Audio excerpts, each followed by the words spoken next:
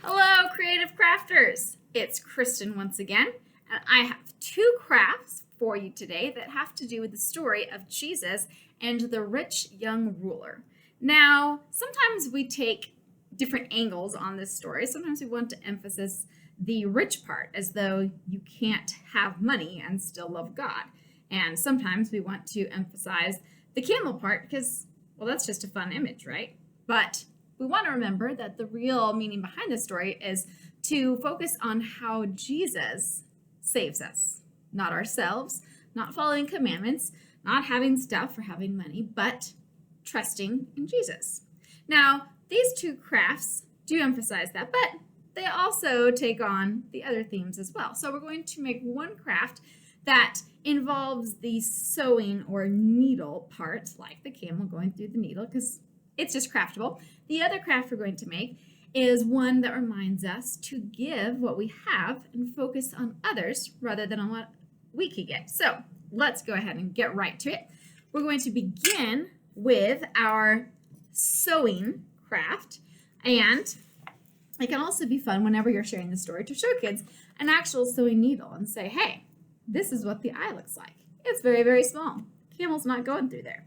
But since using actual real needles is also not the safest thing for young children, today we're going to use yarn.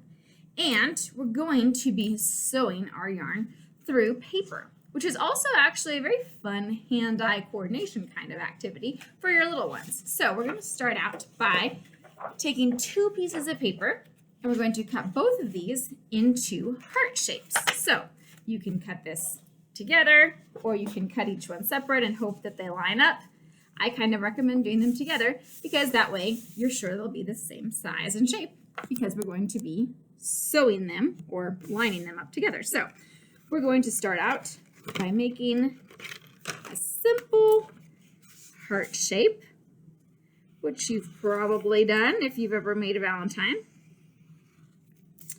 And then what we're going to do with this heart is we're going to consider ways that we can show we love God and that we want to put Him first and foremost in our lives. So before we do our sewing part, we're going to decorate these hearts. That came out pretty good.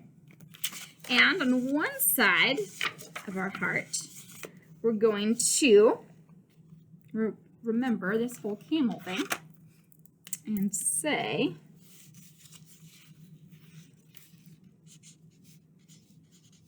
a camel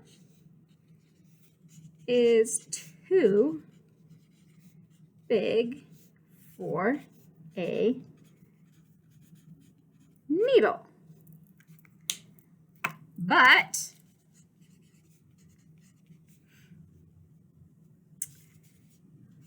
God can sew up my heart. Now you might think that line is incredibly cheesy, so feel free to change it. Use your own. That's just one idea. Then on the other side, I'm going to explain what we're doing with this heart. I can show my heart for Jesus. And then what you can do is you can take some more little strips of paper here and brainstorm some ways that we can demonstrate our love for God. And so this could be simple things like goals or ways that we can show we love God. So maybe I'll invite a friend to church or to Sunday school. But as you can see, Sunday school is not going to fit on there. Or perhaps something like, I will pray first thing when you wake up, first thing before dinner, whatever first thing means. Or I will listen and obey. That can mean to God, to parents, to teachers. So those are ways that we can show we want to put God first in our lives. Now here comes the fun part. So we have our two hearts. Now we're going to line them up. We're going to do some hole punching. And depending on how involved you want, you can do your hole punches close together. You can do them farther apart. And I'm going to leave this little top part so we can stick our memos in there. And now we're going to sew it up. So you're going to get a nice long piece of yarn or twine or string, whatever you prefer to use. And here is a tip. I recommend before you start sewing, let's find out where your yarn ends first, or make sure you've actually cut the right piece. I recommend putting a little piece of tape around the part that you're going to be poking through the holes. That'll just make it a little easier, especially if you have tiny fingers that are working on this. So we're just going to tape it up, and sometimes that tape will come undone or it will get messy and you can just do it again. So here's my needle of sorts. You can also use a shoelace, and then it will already have that hardened end on it. So we're going to poke this through, and we're going to tie it at the back to secure it. And then you have a couple of choices as far as what kind of quote-unquote stitch you want to use. So you can do the method of coming kind of around the back. I've got a lot of string here. Oh well. And looping it that way. Or you can also do sort of an in and out. Pardon me, I'm getting string tangled everywhere. You can do poke it through, pull it, and then bring it back up. And you can do it that way as well. It just depends on what you prefer, what your kids prefer, maybe what's easiest. Again, if you have really young ones, sometimes one is a bit easier than the other.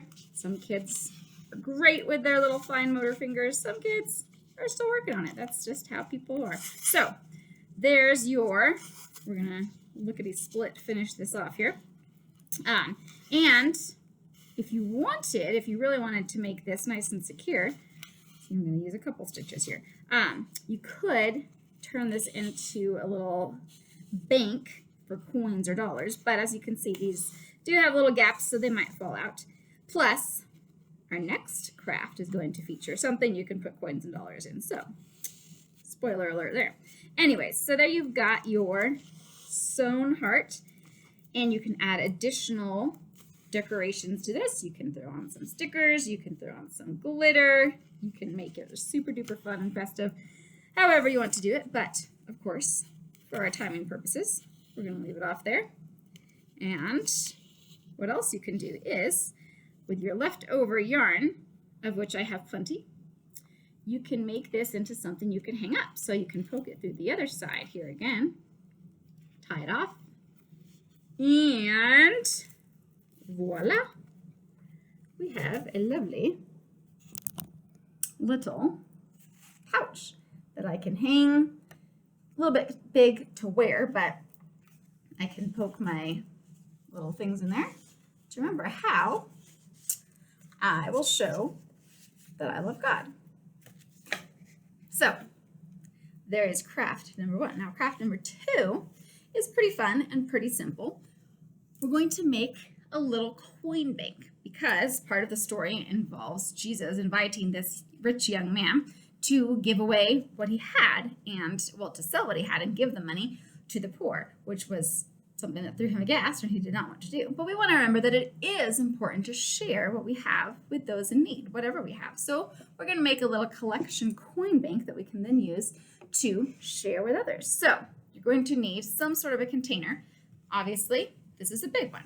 You can use something smaller than this, or you can use a box. You can make a box, lots of choices, but we're going to use this, and we're going to start out by covering it with aluminum foil. Now, there's two reasons for aluminum foil. Look how that makes my face so shiny. That's kind of cool. Anyways, two things that are great about aluminum foil. Thing number one, it tends to stick better than regular paper, because sometimes it's hard to get regular paper to stick onto a surface like this. And this kind of contours more, so it's a little easier. You'll still need some tape to secure it down. It's also noisy. Thing number two that I like about aluminum foil, for this craft anyways, is that it's shiny. And so what we're saying is that it's not all about what shiny stuff you have or what shiny things you do.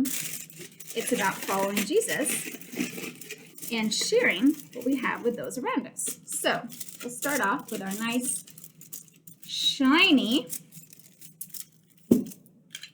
little container. Now we're going to put some labels on here so we know why we have a random shiny container. And then we're going to get it ready to become a coin collection vessel. So for our labels, we're going to simply, we'll make this nice and easy. I'm going to use some of my scraps from the other craft, because why not? So we'll say something like, and again, these captions, totally up to you. Please personalize it and make it more relevant and not quite as cheesy as what I might say. So I'm going to say, the world loves shiny things, ... But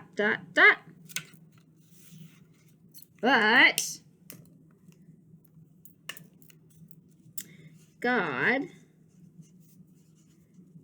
gives me all I need.